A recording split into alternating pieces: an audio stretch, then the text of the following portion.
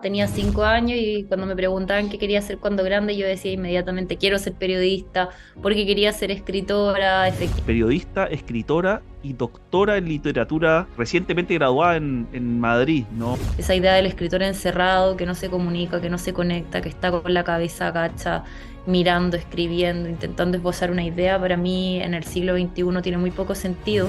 Algún chico o chica que nos esté escuchando ahora dice, ¿cómo empiezo un cuento? ¿Cómo empiezo una novela? ¿Cuáles serían como tus consejos iniciales? Antes del después, una novela que habla precisamente sobre la dictadura, sobre la memoria, sobre el Alzheimer, y uno dice, bueno, era como una temática muy chilena, porque ella es la hija de un torturador que es Olimpia y descubre que su padre es uno de los hombres más siniestros de la dictadura. Una prueba no empieza ni se termina el mundo, ¿no? Si a alguien no le fue muy bien, bueno, hay otras oportunidades, hay otros caminos. Yo creo que uno tiene que seguir mientras uno esté viva, esté despierta, tenga ganas, tenga pasión, la vida un ratito, y me encantaría como seguir trabajando la cabeza.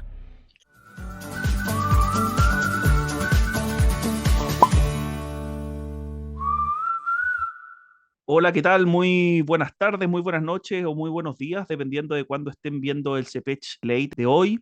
Y estamos sumamente contentos porque tenemos una invitada de lujo, Montserrat Martorell Colón, periodista, escritora y doctora en literatura recientemente graduada en Madrid, ¿no?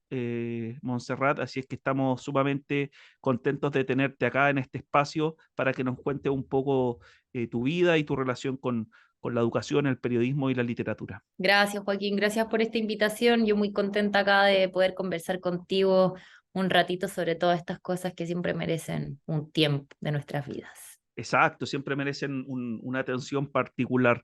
Montserrat, estudiaste periodismo en la Universidad Diego Portales. Cómo nace tu interés en el periodismo? ¿No? Tu viejo, tu papá, reconocido periodista nacional, Francisco Martorell, hay una inclinación familiar, el interés está por otro lado, dudaste en algún minuto. Sí, bueno, yo quería ser periodista desde muy chica, tenía 5 años y cuando me preguntaban qué quería hacer cuando grande, yo decía inmediatamente quiero ser periodista porque quería ser escritora. Efectivamente tenía a mi papá como una gran imagen, yo lo acompañaba en sus reuniones de pauta, iba a la revista Análisis donde mi papá era editor también, conocía a mucha gente del mundo periodístico, del mundo de la literatura también. Entonces siempre estuve como muy vinculada, siempre fue un lugar muy familiar para mí, hasta hoy siempre lo he sentido como parte de mi vida. Mi mamá también estudió periodismo, los dos se conocieron en Buenos Aires estudiando periodismo, los dos chilenos viviendo en Argentina. Así que cuando tuve que dar la prueba de selección universitaria en ese tiempo, la PSU, La PSU, sí. decidí inmediatamente que esa era mi primera opción. Sí tenía dudas con literatura, porque obviamente yo quería ser escritora, entonces me parecía que era una carrera acorde, pero finalmente me incliné por la primera. Y también derecho, era una carrera que igual me guiñaba uno que otro ojo, pero una carrera que estudié con mucha convicción, con mucha pasión, con muchas ganas, creo, y siempre digo que es una carrera que te permite y te entrega mucho, que te entrega habilidades, que te entrega conocimiento, que te entrega formas también de aproximarte a distintas cosas. Y una de ellas es cómo te aproximas a los libros, a la escritura, a la redacción, a la edición, que son herramientas súper importantes después en el ejercicio de nuestro oficio. Sí, exacto. Y a partir de lo mismo, Montserrat, tú optaste por periodismo cultural, ¿no? Esa es un poco la rama por la que tú te inclinaste, así como está el periodismo deportivo, el periodismo quizás más investigativo, reportaje, lo tuyo siempre ha sido más lo cultural, ¿no? Haces talleres de escritura, de lectura también. Si nos puedes contar un poco en qué consisten tus talleres, haces talleres de literatura de mujeres, ¿no? Que es sumamente importante. ¿Cómo ese proceso? ¿Cómo llegas allí y qué es lo que hacen en los talleres? Sí, hago talleres hace 6 años. Partí haciendo un taller de escritura creativa en una casa, en un rincón de una casa que yo arrendaba en Ñuñoa. Después pasé a un café también que me cerraban para mí. Después vino la pandemia y bueno, los talleres En el se Dragstore, ¿no? hicieron, sí, en el drugstore, sí, en el Ceci, bueno, en el café. Y después ya con la pandemia dije, bueno, ¿qué hago? Y dije, online, esto tiene que seguir funcionando, no hay que parar de hacerlo ahora, no hay que dejar de hacerlo ahora. Así que seguí, y ya imagínate, voy a cumplir 6 años este 2023. Y hubo momentos en mi vida en estos años, de hecho estaba pensando que en los últimos 3 años estaba haciendo talleres literarios todos los días, de lunes a sábado, incluso el domingo. Ahora estoy concentrada lunes, martes y miércoles. Los lunes hago un taller de novela, un taller donde leemos a una autora a la semana. O sea, imagínate la Ujú, cantidad de novelas que tenemos leídas. Y claro. además hacemos un ejercicio de escritura creativa. Los martes hacemos lo mismo, pero con un cuento en vez de una novela. Y el miércoles, el taller de los miércoles de escritura creativa está más enfocado en la escritura, en construir un manuscrito, en trabajar en ello.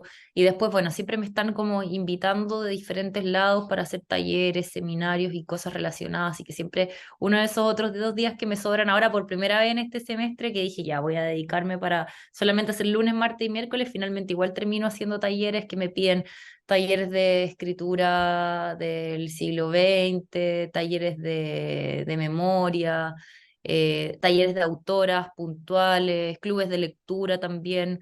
He hecho en municipalidades, he hecho para colegios, he hecho en las universidades también. De hecho, hago un ramo, un electivo en la Universidad Alberto Hurtado para toda la Facultad de Ciencias Sociales de escritura creativa también. Y ahí entran personas de Ujú, todas las carreras de pregrado.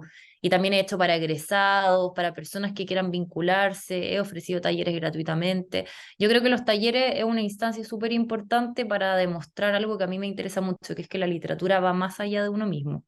Esa idea del escritor encerrado, que no se comunica, que no se conecta, que está con la cabeza agacha, mirando, escribiendo, intentando esbozar una idea, para mí en el siglo XXI tiene muy poco sentido. De hecho, creo que gran mm, parte de todos los trastornos mentales, de las enfermedades que sufrieron los escritores que tantos admiramos antiguamente, se podrían haber solucionado, obviamente, bueno, con una buena dosis de medicamentos, terapia, pero también con esta idea de romper al escritor como un llanero solitario, mm, como una persona que solamente le importa lo que le sucede a sí mismo encerrado en su torre de marfil.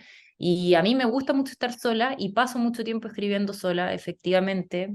Estoy terminando mi cuarta novela, entonces hay momentos que trabajo mucho, pero obviamente en las noches estoy escribiendo, trato de dejarme siempre un día libre a la semana para escribir, pero mi contacto y lo que me interesa es mi relación con los demás, y por eso también soy profesora, por eso me gusta enseñar la literatura, por eso siento que uno tiene que ir más allá de sí mismo y hay que construir y hay que armar puentes, y en los talleres existe toda esa retroalimentación que es tan fundamental, esa cosa que va fuera de ti, que finalmente te vas dando cuenta que, bueno, que las escrituras se escriben también en voz alta, se escriben colectivamente, que tus libros nacen porque también te encontraste con los otros.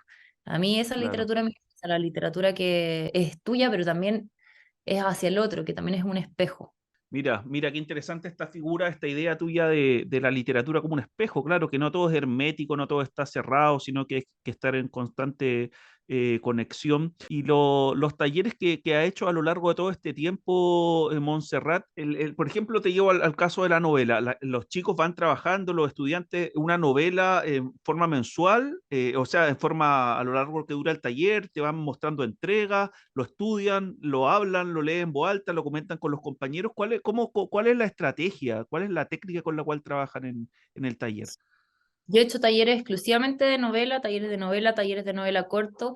Hay talleres que pueden durar 2 sesiones, hay talleres que son indefinidos, como mis talleres de los lunes, martes y miércoles. Y si la idea es como ir trabajando capítulo a capítulo, por ejemplo. Entonces, uno va viendo los avances son de una manera semanal, entonces los otros opinan, mis talleres hay mucho respeto, esa es otra cosa en la que yo soy así como una Sí, eso te iba a defensora total. preguntar. Tiene que ver con que para mí la crítica es súper importante, pero la crítica que te ayuda a crecer, la crítica que abre los ojos, pero también que es respetuosa con el tiempo y con el trabajo del otro. Mm, Yo creo que nadie crece con alguien gritándote atrás o con alguien pegándote. O sea, hay gente que me ha contado de participaciones en talleres literarios contemporáneos o antiguos de escritores que ya están mm, muertos, y cómo sufrieron y esos ambientes terribles en los que estaban viviendo, donde había mucho maltrato. sí, Y a mí eso no me interesa, como para mí lo que hay en mis talleres es que hay una comunidad, y es una comunidad mira, donde aprendemos, una comunidad donde discutimos, una comunidad donde leemos, son personas que vienen de mundos completamente distintos, A mí me impresiona la cantidad de gente del mundo científico, por ejemplo, que participa en los talleres literarios. Sí, Obviamente en el mundo de las ciencias sociales también, gente que es humanista, etcétera, etcétera. Pero a mí me interesa esa idea como de mancomunión, esta idea del encontrarse y que haya personas que nunca se hubieran topado y que nunca hubieran coincidido si no hubiera sido a partir de un espacio que simplemente mostrando la generosidad que es el escuchar. Lacan decía que una de las cosas más bellas que tenía el ser humano era su capacidad de escuchar al otro y que ahí se mostraba la generosidad, cuán generosos éramos cuando éramos capaces de quedarnos callados y ponernos al servicio de lo que la historia de otra persona nos estaba contando. Entonces a mí eso me interesa mucho y por eso yo crezco mucho como profesora en los talleres literarios también. O sea, es un lugar que para mí como claro. escritora me hace muy bien dejar de pensar en mis novelas, dejar de pensar en mí y entrar a como al servicio de otra obra, sea un cuento, un poema, un relato, un fragmento o algo que ni siquiera esa persona que está escribiendo sepa muy bien. Si al final esa idea de que uno escribe a tientas en la oscuridad, que lo decía la Marguerite Duras, bueno, es un poco así también. A todos nos pasa eso. Hay cosas que no sabemos muy bien qué es hasta que lo damos por terminado. Cierto, no sabemos muy bien qué es hasta que lo damos por terminado. Montserrat, después te fuiste a hacer un doctorado a Madrid, ¿no? Estuviste viviendo un tiempo allá en España, recorriste parte de Europa, viajaste, conociste, escribiste. Cuéntanos un poco cómo fue ese proceso, ¿no? El viajar, la posibilidad de irse afuera, de conectar con otra cultura, con otras costumbres de todo tipo. Sí, totalmente. Bueno, me gané la beca Chile el año 2013. Gracias a eso me fui a hacer un máster en escritura creativa.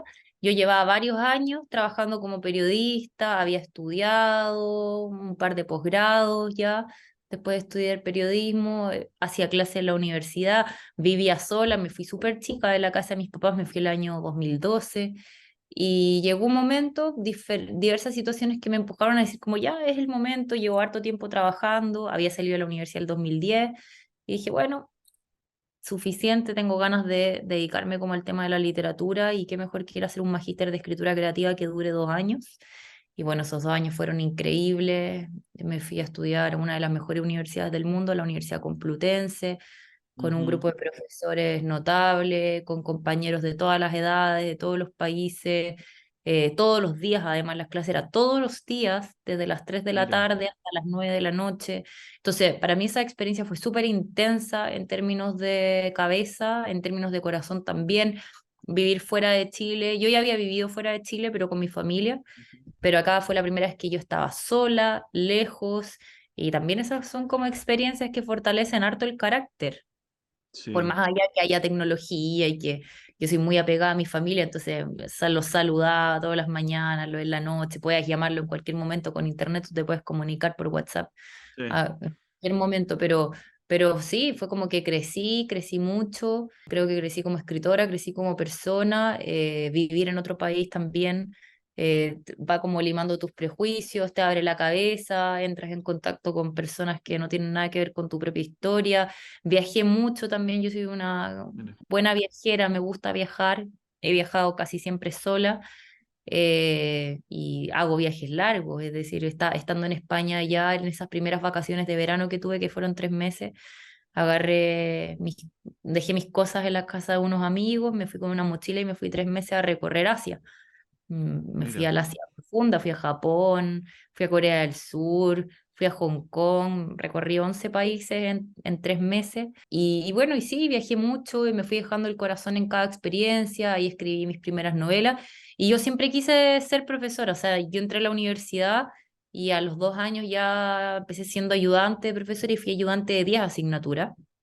Fui ujú, ayudante de casi todos los profesores que pude, me encantaba hacer clase y sabía que me quería dedicar a eso, así que también dije como estos posgrados, además de que me gusta estudiar, porque me gusta mucho estudiar, me permiten como ir consolidando mi carrera académica, entonces inmediatamente terminé el magíster y fui a hablar con la Facultad de Filología y seguí con el doctorado y me matriculé en el doctorado de literatura hispanoamericana y ese me lo pagué yo sola y ahí estuve 5 años. Y sí, hace como un mes y tanto defendí mi tesis doctoral, me fue súper bien, así que como que culminé una etapa y ahí ahora estoy viendo qué seguir haciendo. Me encantaría volver a estudiar, me gustaría mucho volver a pregrado y estudiar otra carrera. Tengo ganas de estudiar psicología, así que Mira, yo creo que uno tiene que seguir mientras uno esté viva, esté despierta, tenga ganas, tenga pasión. La vida es un ratito y me encantaría como seguir trabajando la cabeza. Creo que es importante. mira. Qué interesante. Toda tu vida has estado siempre ligada a la cultura, ¿no? Desde niña, desde la relación con tus papás, después tu paso por el periodismo, el magíster, viajaste y llegaste, te premiaron una de tus novelas en Marruecos, ¿no? Realizaron una traducción, tengo entendido que también te cobijaron muy bien allá, que armaste vínculos, estrechaste lazos. Si nos puedes contar un poco de esa relación. Sí, fue muy bonito eso porque yo estaba lanzando mi segunda novela antes del después con Lome Ediciones y llegó la embajadora de Marruecos a la presentación Ujú. de mi libro porque me quería conocer, me había visto, le habían hablado de mí, qué sé yo, había leído mi novela anterior, le había gustado, entonces quería conocerme y a partir de eso empezamos como un vínculo, una relación, oye, una amiga muy cercana y ella también, ella es una mujer notable, Ken Salgali, doctora en literatura también hispanoamericana, una mujer además tremenda, criada en un ambiente en el mundo árabe. Y bueno, ella me dijo, me interesa publicar tu novela en Marruecos y voy a hacer la traducción y empezamos con eso. Después llegó la Feria del Libro de Casablanca, fuimos para allá con un grupo de escritoras. Estuve casi 2 semanas ahí. Yo había estado en Marruecos antes, pero bueno, sí, fue muy bonita toda esta idea de las académicas marroquíes leyendo, interpretando tu novela, ver tu novela en un idioma que nunca voy a conocer, porque es muy difícil y muy complejo, pero además como escuchándolas a ellas refiriéndose a las distintas temáticas. Antes del después, una novela que habla precisamente sobre la dictadura, sobre la memoria, sobre el Alzheimer, y uno dice, bueno, era como una temática muy chilena, porque ella es la hija de un torturador que es Olimpia y descubre que su padre es uno de los hombres más siniestros de la dictadura de Augusto Pinochet. Y eso en Marruecos les gustó y les pareció interesante y creían que eso iba a tener mucha resonancia. Entonces ahí es lo que uno se va dando cuenta y uno dice, qué increíble que los libros uno los escribe en una determinada época, con una determinada edad, como dice la Gabriela Mistral, con edad de siempre, sin edad feliz, y de repente te lleva hacia otro lugar que tú no sabes, que te vuelven a leer, que vuelven a interpretarte y finalmente da lo mismo cuál sea el territorio, cuál sea el lugar, hay toda una cosa que es que el libro deja de pertenecerte. Y eso me parece que es súper bonito y eso es lo que tienen que saber los escritores cuando empiezan a escribir sus primeros libros, que puede que escribiste una novela a los 18, a los 20 años, que dará más o menos ruido, que tendrá más o menos eco, pero en algún momento si ese libro está vivo, si ese libro tiene algo que hace que alguien se resuene o se vea en él, ese libro va a ir encontrando su camino, independiente del tiempo. Por eso yo creo que uno lo único que puede hacer es intentar escribir el libro que tenía que escribir en una determinada época de la vida y que sea lo mejor, que sea lo mejor que podrías haber hecho con él. Sí, sobre eso mismo te quería preguntar, Montserrat, ¿cuáles son como los tips iniciales para ponerse a escribir? Si algún chico o chica que nos esté escuchando ahora dice, ¿cómo empiezo un cuento? ¿Cómo empiezo una novela? ¿Cuáles serían como tus consejos iniciales y de decirle, mira, inclínate por acá, no hagas esto, mejor lee, espera un poco, guardamos los textos, los trabajamos en forma inmediata? ¿Cuál es el proceso? ¿Cuáles son como los tips que entregas tú? Yo creo que lo más importante primero es leer. O sea, una persona que lee mucho es una persona que escribe mejor. De eso no hay duda. Yo me doy cuenta inmediatamente, veo en los estudiantes, las personas que leen, por lo general tienen una mejor redacción, por lo general tienen una mejor ortografía, por lo general saben hilvanar mejor las oraciones. Entonces, yo creo que uno es leer, leer, leer, leer y después, bueno, escribir, porque eso vas a ir sintiendo esa necesidad, ¿cierto? Si al final esto es como una pulsión, esta es una necesidad, de tanto que tú estás leyendo, tú vas a querer empezar a contar tus propias historias. Y luego después yo creo que tiene que ir viendo, tiene que ir dándose la idea de que tú logres mostrar algo que parece que está como muy vivo. Es decir, esta idea de como no me digas que eso está sucediendo. No me digas que esas personas están enamoradas, no me digas que el departamento está desordenado, no me digas que la casa está sucia, sino que sé capaz de mostrarme estas Mm, ideas. No me digas que hay tensión, muéstrame la tensión, construye la tensión.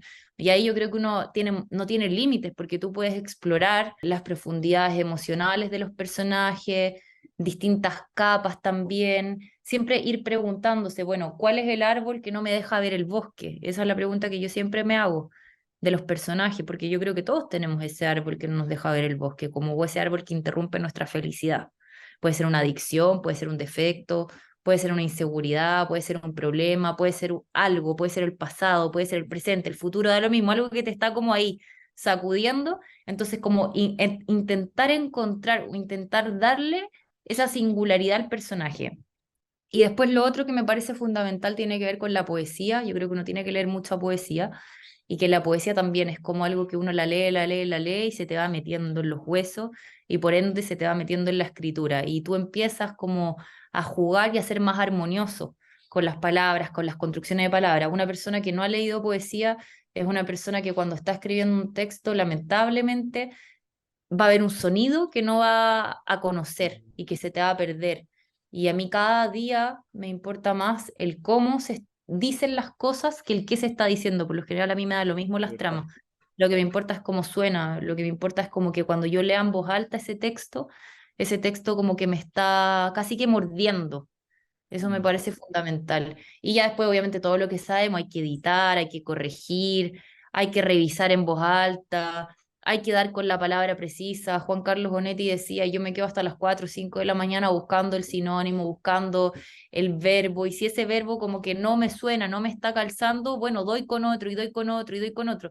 Algo que me importa cada vez más tiene que ver con la electricidad y con la naturalidad que hay en el momento de escribir, que esto se vea como algo real, así como que muestra el tiempo en el que fue escrito. Eso me interesa mucho y creo que en el tiempo que vivimos cada vez se da más esta idea de que los cuentos, que las historias, etcétera, tienen como esa resonancia de lo que sucede en la calle, que los personajes se comuniquen cómo se comunican las personas en la calle, que los temas que sean son los temas que convocan y eso da lo mismo el género, lo importante es como que haya esta cosa, esta verosimilitud, eso, que haya verosimilitud, que haya un interés porque esto parezca real, que esto parezca creíble, que yo confíe en lo que el narrador me está contando, independiente de cuál sea su punto de vista. Montserrat, nombrabas la poesía como un eje central al momento de la escritura. Sé que eres muy fanática, bueno, Mistral la mencionaste, ¿no? De Alfonsina Storni, también lees harto a Pizarnik. ¿Qué poetas nos puedes recomendar acá a la comunidad CPECH? Pues a mí me gusta, hay tanta poesía, pero si tuviera que nombrar así como vayan ahora a buscar estos poetas y van a tener experiencias reveladoras, casi que epifánicas, yo diría como lee a Cristina Peri Rossi, por ejemplo. Una Uruguaya. escritora uruguaya que está viva, que se ganó el premio Cervantes el año pasado, que vive en España porque vivió el exilio. Todo lo que tú puedas conocer acerca de lo que significa ser mujer, ser escritora, ser lesbiana, el destierro, todo está ahí en la Cristina Peri Rossi, en distintos géneros, incluso porque además tú sabes, los poetas no solamente escriben poemas, también escriben cuentos, también escriben novelas. Sí. Así, bueno, lee a Bolaño, por Cristina ejemplo. Peri Rossi. Claro, Bolaño también tiene un libro precioso que se llama La Universidad Desconocida, que es súper interesante. Jaime Gil de Viedma, poeta Ujú. catalán, fallecido ya hace muchísimos años, tiene un poema que para mí me cambió la perspectiva de lo que entiendo en la literatura, que se llama Pandémica y Celeste, que también digo ahí todo lo que necesitas saber sobre el erotismo, sobre el amor profundo, sobre el paisaje, sobre los espacios, sobre las atmósferas, ya, Jaime Gil de Viedma. Silvia Plath, Emily Dickinson, Mm. César Vallejo, Gabriela Mistral, yo creo que es una poeta que no se acaba, que es eterna, que cuando tú la vas leyendo y la vas conociendo es como un monstruo de la literatura. Me gusta mucho, por ejemplo, es una escritora que no desarrolló la poesía, pero para mí toda su obra es prosa poética, que es la María Luisa Bombal, por ejemplo. O sea, uno lee un Sí, cuento claro, como sí. y se va dando cuenta cómo esta mujer está escribiendo poesía a partir de una trama que habla de una mujer que decide separarse cuando lleva poco tiempo casada, tiene 19 años y está casada con un hombre mucho mayor. En general, esos son los poetas que a mí me acompañan. Hay otras escritoras que siempre están ahí para mí, como la Virginia Woolf, como la Simone de Sí. Beauvoir. Ahora estoy leyendo a San Juan de la Cruz, por ejemplo, que también Ujú. tiene toda esta poesía que es súper interesante también, que la recomiendo mucho. Así que bueno, cada persona encuentra su lugar y su espacio y sus referentes también, y los referentes van cambiando.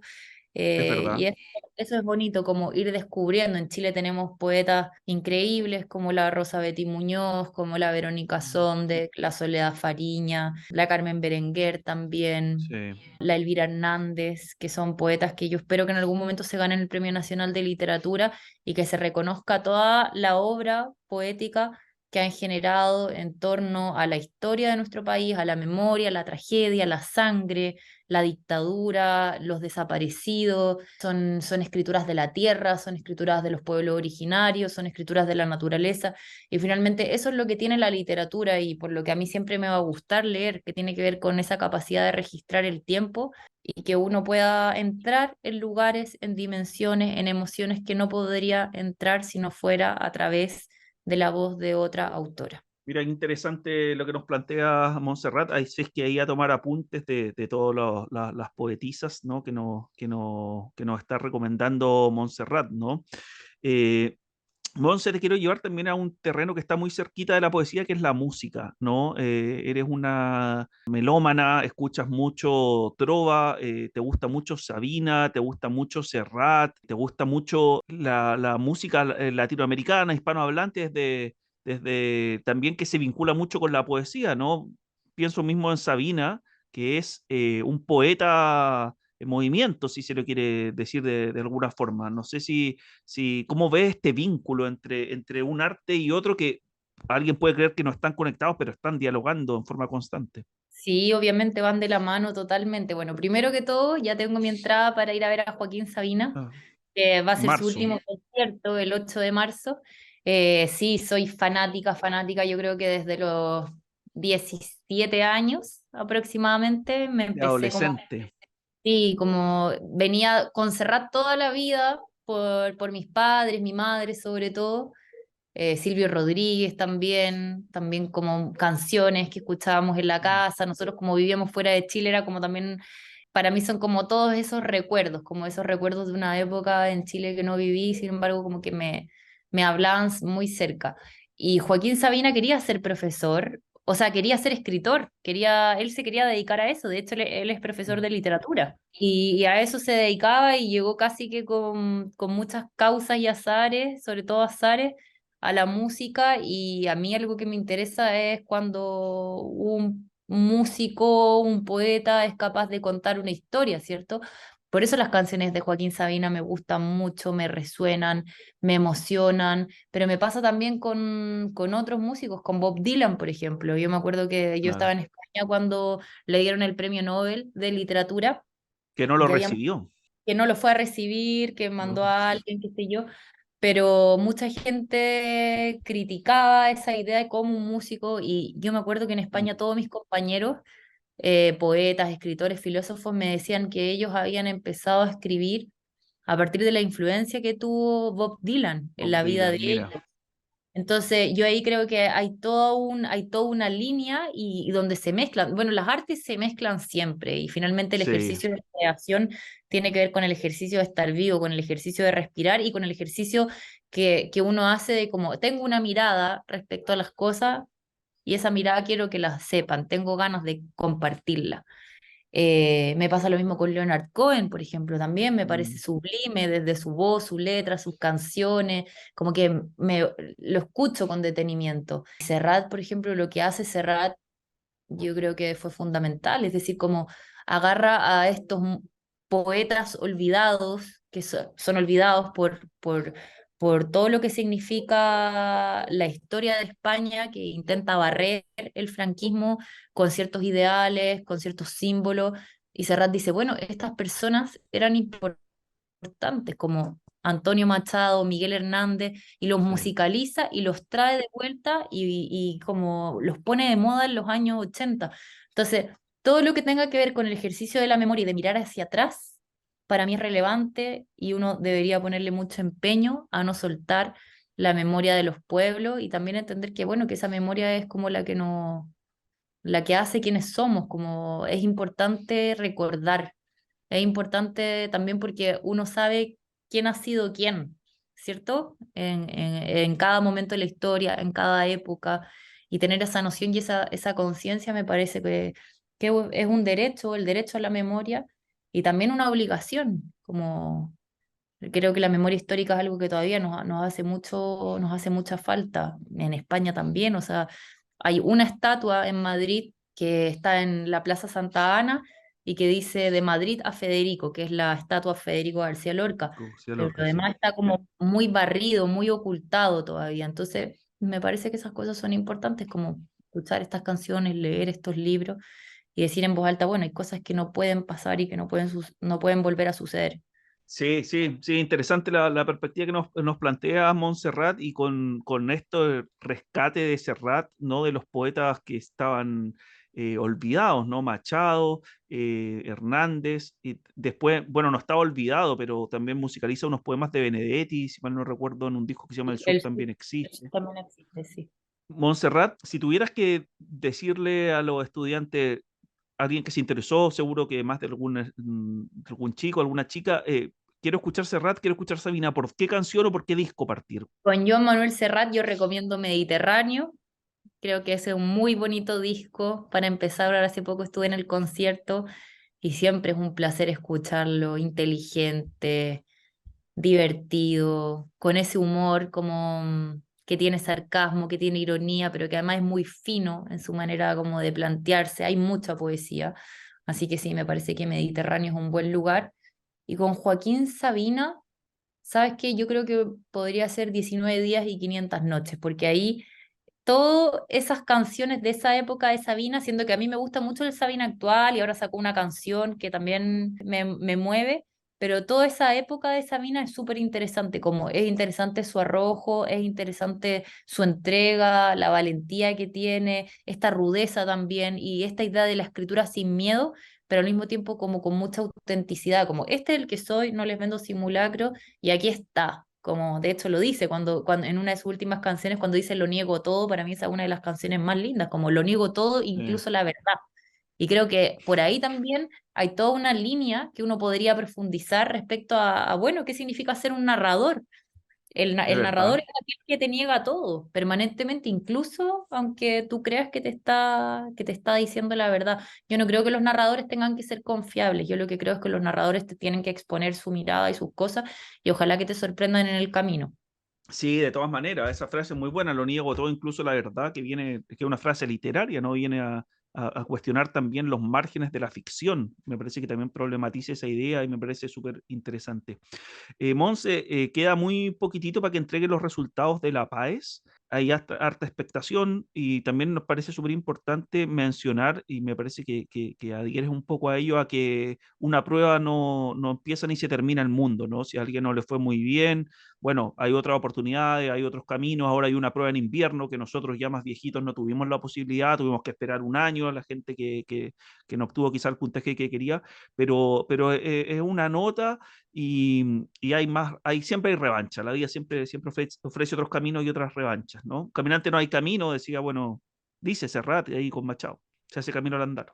Así es, y en todo sentido, en la prueba, en la vida, en el amor, en las decisiones que tomamos, uno de repente piensa que las cosas son definitivas y tiene que pensar que la Ujú. vida te vuelve a dar oportunidades y que son muy jóvenes. Me imagino que los que están rindiendo esta prueba tendrán en su mayoría menos de 20 años, quizás algunos Sí. no, pero están empezando la vida y lo importante es que vayan tomando buenas decisiones, que vayan siguiendo sus convicciones, sus principios, sus ideas, que le pongan esfuerzo, que le pongan trabajo. Yo creo que al final del día, a cada cosa que uno haga, sea uno un pintor, sea uno un fotógrafo, un ingeniero, un periodista, un músico, lo importante es hacer estos trabajos, estos oficios, estas profesiones con amor. Y también nos vamos a reinventar muchas veces, vamos a vivir más años que nuestras generaciones anteriores, estamos viviendo más años. Entonces el gran Es desafío que cierto. vamos a tener siempre va a ser cómo nos vamos a ir reinventando en nuestra siguiente década. Así que bueno, les deseo lo mejor, que les vaya bien. Si no les va bien, bueno, la vida sigue, más estudio, perseverar y sobre todo yo creo que ser capaz de tomar estas decisiones que a ustedes les hace sentido, como seguir aquello en lo que ustedes consideran que son buenos, aquello que a ustedes también les hace sentido para su propia vida. Exactamente. Bueno, muchas gracias, Montserrat, por el tiempo. Sabemos que siempre estás con muchas cositas, trabajando en la universidad, talleres, escribiendo, así es que te agradecemos tu tiempo, tu disposición, tu sabiduría, tu buena onda y, por supuesto, tu aporte a la cultura chilena y latinoamericana. Gracias, Joaquín, te mando un abrazo enorme, gracias por invitarme, muchos cariños y que sea un bonito fin de año. Gracias, Monse. Un abrazo, que esté muy bien.